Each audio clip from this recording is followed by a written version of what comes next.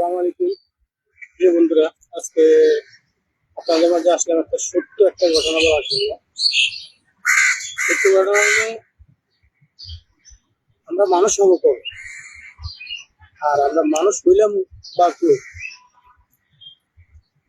সংসার জীবনে অনেক কিছু হয়, সংসার জীবনে অনেক কিছু হয়, সংসার জীবনে খুঁটিনাটি কত কিছুই হয়। এগুলো যদি নিয়ে চলা যায়, এগুলো যদি মানিয়ে চলা যায়, সংসার জীবনটা সুখে। আর আমরা যদি না মানতে পারি, না মেনে চলতে পারি, তাহলে সংসার জীবনটা হচ্ছে যে দুঃখের এবং তছনছ হয়ে যায়। সত্য ঘটনা হলো এই যে আমাদের এক মুরব্বী বলছিল আর কি, ওনার মেয়ের কাহিনীটা, যে স্বামী বাকিতে দেরি হওয়াতে স্বামী ওরে তিন কথা বলে তালাক দিয়ে হয়েছে। তো মানুষের শরীর সবসময় সমান থাকে। তো তার ওয়াইফটা একটু অসুস্থ ছিল, সবাই ছিল, উঠতে কষ্ট হয়েছে, হয়তো আসতে দেরি হয়েছে, লেট হয়েছে। এই কারণে তিন কথা বলা যায় না। বুঝতে হবে সবসময় মানুষ সমান থাকে না, শরীর সবসময় সমান থাকে না। সংসারে কাম কিন্তু কম না, খুঁটিনাটি কাম অনেক। আমরা বলি আর কি, সংসারে কি আর কাম, তাই করি দেখেন, করলে বুঝবে। আমি বেকার আসছিলাম, আমি রান্না বান্না করি, খাওয়া দাওয়া করছি, আমি জানি আসলে পুরা বাসা রান্না বান্না কত কষ্ট। তিন কথা বলে দিয়ে ওরে দিয়ে দিছে। একটা ছোট একটা বাচ্চা আছে, বাচ্চাটা আসলে কি হবে, ওই বাচ্চার বাসে চাইলে বিয়ে করতে পারে, ওটাও পাবে। বাচ্চার মা চাইলে বিয়ে দিতে পারবে, স্বামী পাবে, ও বাচ্চার কি হবে? তো আমরা যাই করি না কেন, আগে কিছু ভাবনা চিন্তা করি কাজ করি। বাচ্চাকে এখন বাপ হারা, মারা যদি বিয়ে দেয় মা হারা। এক কথা বলতে গেলে এটি আমি চাইনিয়া কয় আর কি আমাদের দেশে এটি। তো ওর ভবিষ্যৎ, এটি ওর ভবিষ্যৎটা নষ্ট করলে বা করতেছে কি লাভ?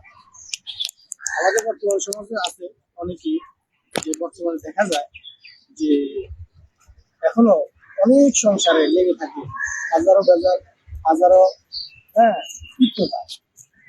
তাই সংসার জীবনে অনেক কিছু হবে যাবে, তবে মেনে চলার চেষ্টা করবে, মানে নেওয়ার চেষ্টা করবে। সবাই কিন্তু পারফেক্ট, কেউ কখনো পারফেক্ট হয় না, পারফেক্ট করে নিতে হয়। কেউ কারো পারফেক্ট, ছেলে বলেন মেয়ের জন্য পারফেক্ট না, মেয়ে বলেন ছেলের জন্য পারফেক্ট। পারফেক্ট তখনই হবে যখন আপনি মানায় নিতে পারবেন, মানিয়ে চলতে পারবেন, কি করতে পারবেন। আমরা তো মনে করেন যে ওদের সাথে কয়েকদিন সংসার করা ভালো লাগে না, কিছু হয়েছে, এগুলো ভাই বলা ভালো না।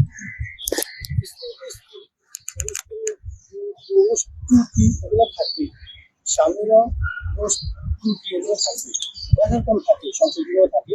এগুলো নিয়ে সুখী, মানায় চলতে পারলে সুখী। বন্ধুরা, এখন বর্তমানে ডিভোর্সের হারটা বেশি। আপনার 100% তুলনায় 60-70% ডিভোর্স আরো বেশি। ডিভোর্সটা কেন হচ্ছে?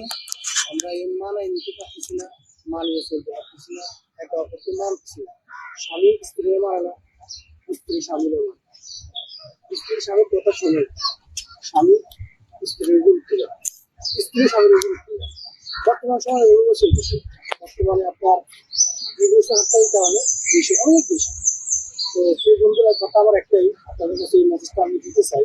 আমার জীবনে যে একটু জ্ঞান আছে, সেগুলো কাছে জ্ঞান, আমি কতটুকু জ্ঞানই না, যেটুকু আমার আশাই ওই অনুযায়ী সংসার জীবন অনেক কিছু হবে। মানায় চলবেন, মানিয়ে চলবেন, সুন্দরভাবে জীবনযাপন করবেন, এটাই আমার আপনাদের কাছে আপত্তি মিনুস। আর সংসার জীবনে হবে ভাই ডিভোর্স দিয়ে, ডিভোর্স আল্লাহর কথায় আছে যে আল্লাহ বলছে যে তোমরা সংসার করো, সংসার বিচ্ছেদ করলেন। আপনি একটা সংসার চালাতে বলে একটা ছাড়া, আপনি যদি দুটা সামর্থ্য থাকে বিয়ে করার, দুটো করে, তবে সংসার বিচ্ছেদ করবেন। সংসার বিচ্ছেদ করা এত ভালো কাজ না। ওই যে মেয়েটাকে একটু ডিভোর্স দিলে আর যারা বিয়ে দিতে কিন্তু ওর কষ্ট হবে। বিয়ে দিতে তখন খোঁজ খবর নেই, বিয়ে কেন করে কেন ডিভোর্স দিল, কি কারণে দিল, মানুষ তখন অনেক কিছু কি করে মন্তব্য করে, স্বাভাবিক। কারণ আপনি মেয়ে পাবেন, সমস্যা না, আপনি যে কোনো জায়গায় মেয়ে পাবেন। ওই মেয়েটাও বিয়ে দিল, মেয়েটাও স্বামী পাবে, কিন্তু বাচ্চাটার জীবনটা নষ্ট হয়ে গেল। এই কারণে বলছি বন্ধুরা, যে ছেলে মেয়ে থাকলে ছেলে মেয়ের দিকে তাকিয়ে সবকিছু মানিয়ে নেওয়ার চেষ্টা করবেন। আর ছেলে মেয়ে না থাকলেও যদি আপনার নতুন দাম্পত্য জীবন হয়, সংসার জীবন হয়, এটাও তারপরে মানিয়ে নেওয়ার চেষ্টা করবেন। সবাই সবাইকে মানার চেষ্টা করবেন, এটাই আমার কথা। আসসালামু আলাইকুম, ভালো থাকবেন, আল্লাহ হাফেজ।